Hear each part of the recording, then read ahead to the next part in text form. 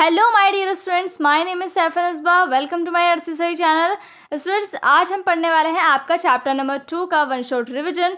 आपकी book it's so happened का previous videos में हमने आपके चैप्टर को चिल्ड्रन एट वर्क को बहुत अच्छे से डिटेल में पढ़ा। ठीक है, इस वीडियो में हम वन शॉट रिवीजन करने वाले हैं। अगर आप वन डे एग्जाम से पहले पढ़ रहे हैं या फिर आप रिवीजन कर रहे हैं तो ये वीडियो आपके लिए बहुत बहुत बहुत हेल्पफुल होने वाली है। तो चलिए स्टार्ट करते हैं आपके चैप्टर को। तो बच्चों, पहले हमें पता है कि जो ये आपका चैप्टर है वो पहली बात तो एक बुक से लिया गया है। ठीक है, एक बहुत बड़ी बुक है रैग पिकर्स, जो कि रैग पिकर्स चिल्ड्रंस होते हैं, बच्चे होते हैं। ठीक है, जो कूड़ा बीनते हैं, उन बच्चों के बारे में जो पूरी बुक लिखी गई थी। ठीक है, रैग पिकिंग के बारे में, ठीक है, और रिसाइकलिंग के बारे में कि वो क्यों चीज़ें इकट्ठे करते हैं। जो कूड़ा बीनते हैं वो बच्चे छोटे छोटे, और वो वहाँ से बॉटल्स वगैरह, पेपर वगैरह इकट्ठे करते हैं। तो उनके ऊपर पूरा वो बुक लिखी गई थी। उन रैग पिकर्स के बारे में, जो वो बच्चे होते हैं उनके बारे में वो बुक लिखी थी। ठीक है, और वो बुक किसने लिखी थी? मिलकर 3 लोगों ने मिलाकर लिखी थी। वो गीता वुल्फ, अनुष्का हमारे जो ये है अनुष्का रविशंकर, और तीसरे हैं अरिजीत सेन। तो इन तीनों ने ये बुक लिखी थी। ठीक है, और इसमें से ही आपका ये चैप्टर है। ठीक है, छोटा सा आपको ये पार्ट दिया गया है।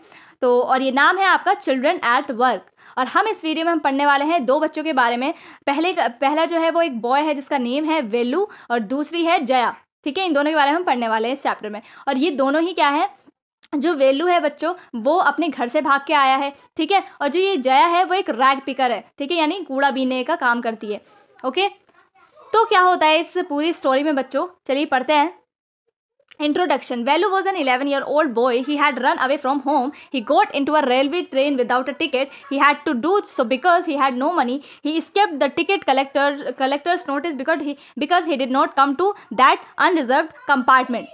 अब जो ये वेलू होता है ना बच्चों, ये अपने घर से भाग के आया होता है। ठीक है, ये एक वैली में रहता है, यानी एक गांव का ये बच्चा है वेलू, और वेलू भाग के आया है अपने घर से। ठीक है, और ये कहाँ पर आता है, ये एक ट्रेन में चढ़ जाता है जो चेन्नई की ट्रेन होती है, और उसमें वो बिना टिकट के चढ़ जाता है। क्यों? क्योंकि उसके पास कोई भी पैसे नहीं होते हैं। बट फॉर्चुनेटली क्या होता है, जो टिकट कलेक्टर होता है, जो कि टिकट कलेक्ट करता है, तो वो उस अनरिजर्व्ड कंपार्टमेंट पे आता ही नहीं है जहाँ पर वेलू चढ़ा था उस ट्रेन में। और वो ट्रेन जो थी वो चेन्नई की थी, वो चेन्नई जाने वाली ट्रेन थी। तो अब वेलू जो है वो कहाँ पर उतरता है?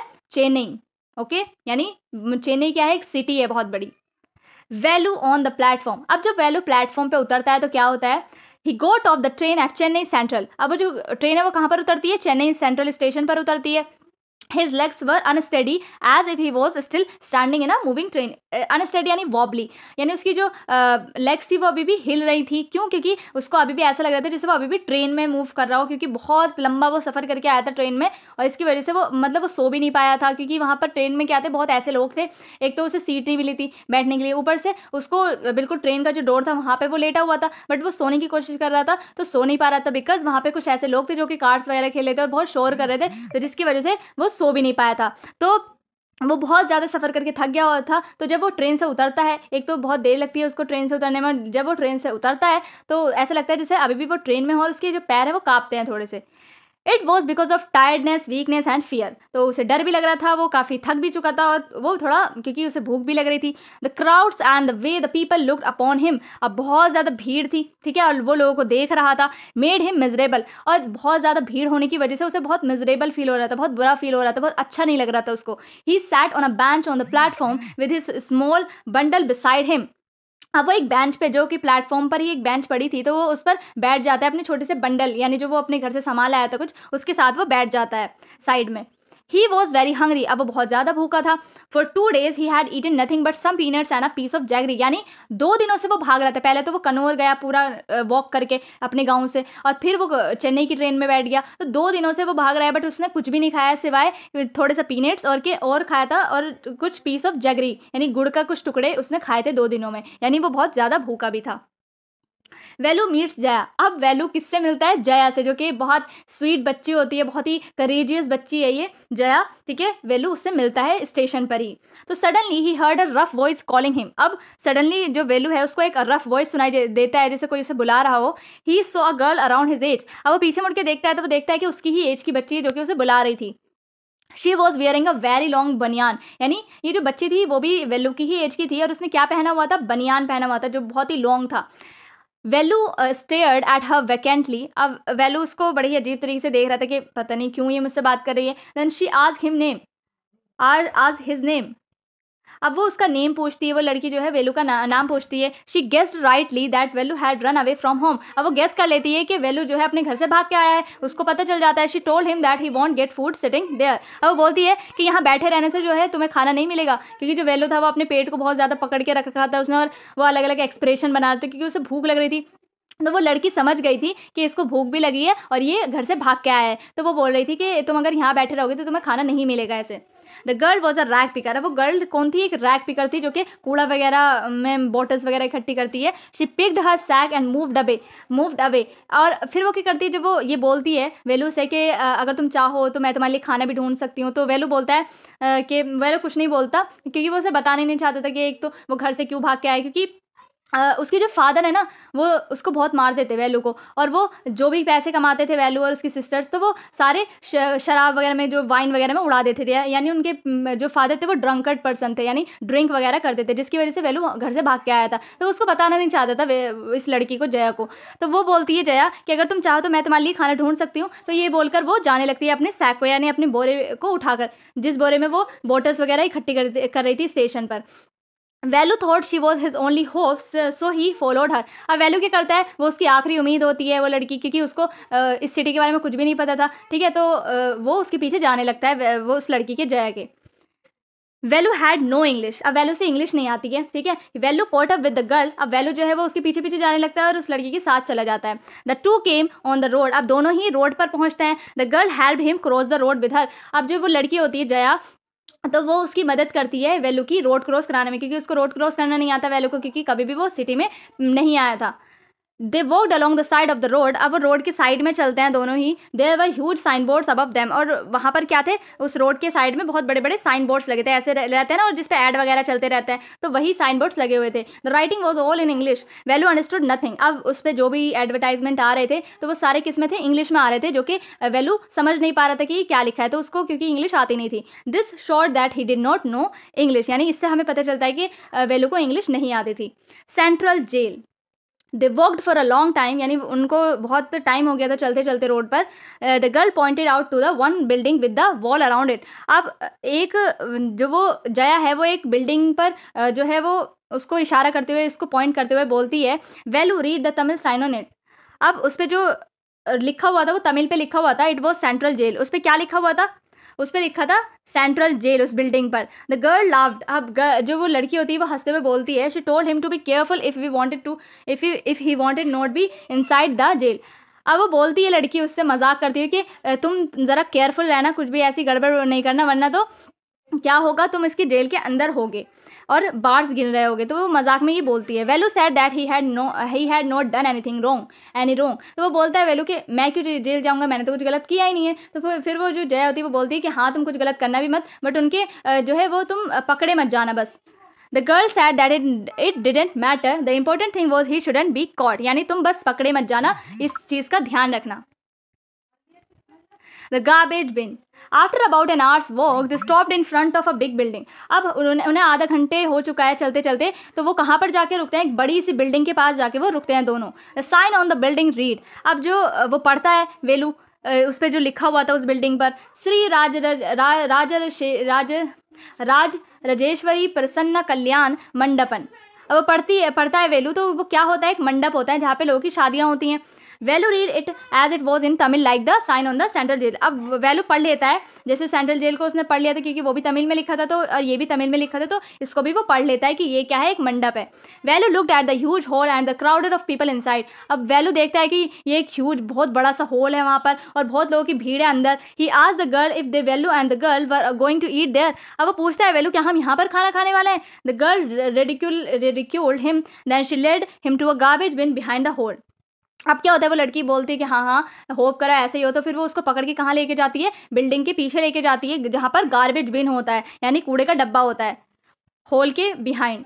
The food. The girl picked up a crushed banana and offered it to Velu to eat. अब बच्ची की करती है, जो जया होती है वो गार्बेज बिन में से कुछ ढूंढती है, तो उसको क्या मिलता है, क्रश्ड बनाना, यानी बहुत पिलपिला सा बनाना उसको मिलता है, और वो क्या कहती है, वेलो को उसको खाने को ऑफर करती है कि लो तुम्हारे लिए खाना।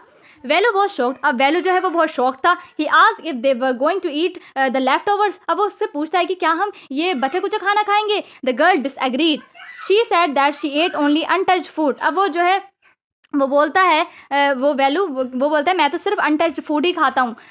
She threw him a vada. अब वो, लेकिन वो तो बच्ची बात सुनती नहीं है, वो बोलती है कि लो मुझे एक वड़ा भी मिला है तुम्हारे लिए, इसे भी खा लो। वेलू लुक्ड एट विद डिसटेस्ट, यानी बहुत बुरे मतलब डिसटेस्ट के साथ वो देखता है उस खाने को। However, he was too hungry to refuse any food, so he ate the banana as well as the vada. The girl could find only one more banana which she ate herself. यानी अब बच्चे को बहुत भूख लग रही थी उस वेलू को, ठीक है, उसने कुछ भी नहीं खाया था, बट उसे ज़बरदस्ती वो वड़ा और वो बनाना खाना पड़ता है जो जया ने उसको ऑफर किया था। अब जया एक बात और कहती है कि मैंने तुमसे ये तो नहीं बोला था कि मैं तुम्हारे लिए पैसों से खरीद के लाऊंगी, क्योंकि मेरे पास तो खुद पैसे नहीं है, और जब तक तुम कमा नहीं लेते तब तक तुम्हें यही खाना पड़ेगा। तो अब बेचारे को वो ज़बरदस्ती खाना पड़ता है वो बनाना और बड़ा, तो वो बस निगल लेता है, और उसे क्योंकि बहुत तेज़ भूख लगती है तो उसके पेट में कुछ जाता है तो उसे थोड़ा आराम मिलता है। फिर जया को एक और बनाना मिलता है तो वो उसको खा लेती है खुद। अब जो ये बच्ची आप देख सकते हैं जया कितनी करेजियस है, यानी उसको रोड क्रॉस कराती है और उसकी हेल्प करती है पहली बात, ठीक है, और उसको कुछ खाने के लिए भी देती है, यानी बहुत स्वीट है, हमें पता चलता है, और सेंस ऑफ ह्यूमर भी उसको बहुत अच्छा है, यानी हंसी मजाक करने में भी काफ़ी अच्छी है। The girls work, this girls name was Jaya. अब इसका नाम क्या है हमें पता है, Jaya. She picked up a couple of bottles from the heap. अब वो क्या इकट्ठी कर रही थी, बॉटल्स, अपनी जो ढेर था उसमें से क्या कर रही थी, वो बॉटल्स इकट्ठी कर रही थी। She said she had to do her work. Seeing her going Velu panic he followed her. अब वो बोलने लगती है जया कि देखो मुझे अभी बहुत काम है, मुझे अभी बहुत काम है, तुम क्या करो, तुम यहाँ पे वेट कर सकते हो, ठीक है, मैं जा रही हूँ अपना काम करने के लिए। तो वेलू बहुत पैनिक हो जाता है और फिर से उसको फॉलो करने लगता है कि मैं कहाँ जाऊँगा, मुझे तो इस सिटी के बारे में पता ही नहीं, तो वो फिर से उसके पीछे जाने लगता है। द गर्ल्स होम, अब वो कहाँ पर पहुँचता है, उस लड़की के घर पर पहुँचता है। They walked on for a half an hour. They came to a bridge across a dirty trickle of water. Jaya called it Buckingham Canal. अब वो लोग कहाँ पर पहुँचते हैं, एक ब्रिज के अक्रॉस एक डर्टी क्या होता है, ट्रिकल ऑफ वाटर, यानी बहुत पानी भरा हुआ होता है, मतलब वहाँ छोटे छोटे गड्ढे होते हैं और उसमें के अंदर गंदा पानी भरा हुआ होता है। तो जया उनको क्या बोलती है कि ये बकिंगम कैनाल है, यानी बहुत फेमस कैनाल को वो बोलती है कि देखो ये है यहाँ का बकिंगम कैनाल। तो ये मजाक करती है। Near some puddles of water there was a row of huts, यानी जो गड्ढे थे उनमें जो पानी भरा था उसके पास में क्या था, उसका हट था, यानी बहुत लाइन से क्या थी, हट्स लगी हुई थी, यानी झोपड़ियाँ बनी हुई थी वहाँ पर। These were the strangest huts Velu had ever seen. और ये वेलू को बहुत ही स्ट्रेंज हट्स लगी, क्योंकि उसने कभी ऐसी हट्स को देखा ही नहीं था, कभी ऐसी झोपड़ी देखी नहीं थी, क्योंकि they were made of all sorts of things, metal, sheets, tyres, bricks, wood and plastics. क्योंकि they stood crookedly and looked as if they would fall at any moment. To Velu, these huts looked strange because in his village the houses were made of mud and palm leaves. अब जब वेलू देखता है इन hertz को, इन झोपड़ियों को, तो वो बहुत शौक हो जाता है, वो बहुत स्ट्रेंज उसको लगती हैं। क्यों? क्योंकि वो बहुत ही अजीब अजीब चीज़ों से बनी हुई थी, टायर से, मेटल से, वुड से, प्लास्टिक से, तो ये सारी चीज़ों को मिलाकर एक हट बनी हुई थी। बट वेलू, और वो ऐसा दिखाई दे रही थी, और वो बनी हुई कैसे थी, बिल्कुल टेढ़ी मेढ़ी सी, ऐसा लग रहा था जैसे वो अभी बिल्कुल गिर जाएंगी, ठीक है। और क्योंकि वेलू के गांव में तो कैसी हट्स थी, किससे बनी होती थी, मड्स, यानी मिट्टी से या तो फिर पाम लीफ से, ठीक है, तो इन सब चीज़ों से बनी होती थी। तो वेलू ने कभी भी ऐसी हट्स को देखा नहीं था, तो वो थोड़ा शौक था। वेलू बिकम्स अ रैग पिकर। अब वेलू, Jaya dumped her sack outside a hut, then she picked up an empty one. She gave Velu a pair of old shoes without laces. She handed him a sack and stick also. अब जो ये जया होती है वो क्या करती है, अंदर जाती है, ठीक है, और एक और बोरा लेके आती है अपने झोपड़ी से, ठीक है, क्योंकि वो बोरा भर चुका था पूरा जो वो पहला लेके आई थी।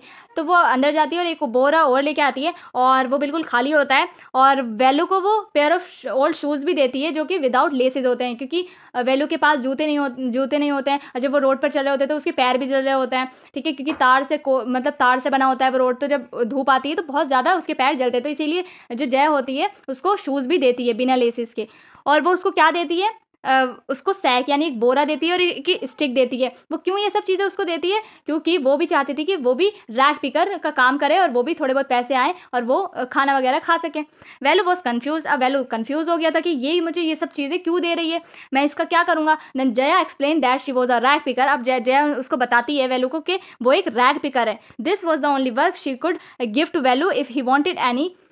अब वो बोलती है कि मैं सिर्फ तुम्हें यही काम दे सकती हूँ अगर तुम चाहते हो तो। Children like her collected paper, plastic, glass, etc. They sell them to Jaggu of Jam Bazaar. Jaggu sells them to a factory. अब वो उसको बताती है कि हम जैसे जो बच्चे होते हैं वो क्या करते हैं, कलेक्ट करते हैं पेपर्स, प्लास्टिक, ग्लासेस, ठीक है, ये सब चीज़ें कलेक्ट करके किसको दे देते हैं, जग्गू ऑफ जाम बाजार, ये एक पर्सन है उसको दे देते हैं और वो जाके फैक्ट्री में बेच देता है और फिर उससे हमें पैसे मिल जाते हैं। दिस टाइम वेलू हेजिटेटेड, अब वो थोड़ा हिचकिचा रहा था कि मैं ऐसा काम क्यों करूँ, इतना गंदा काम है. He had not come to Chennai to dig throw garbage, क्योंकि वो चेन्नई इसलिए नहीं आया था कि ताकि वो गार्बेज कूड़ा इकट्ठा कर सके, कूड़े में से कुछ चीज़ें इकट्ठी कर सके. ठीक है.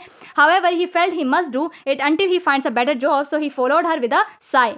अब उसको मजबूरी के कारण उसको ऐसा वर्क करना पड़ता है रैग पिकर का, क्योंकि वो सोचा था ठीक है जब तक उसको कोई बेटर जॉब नहीं मिल जाती वो अब तब तक यही करेगा.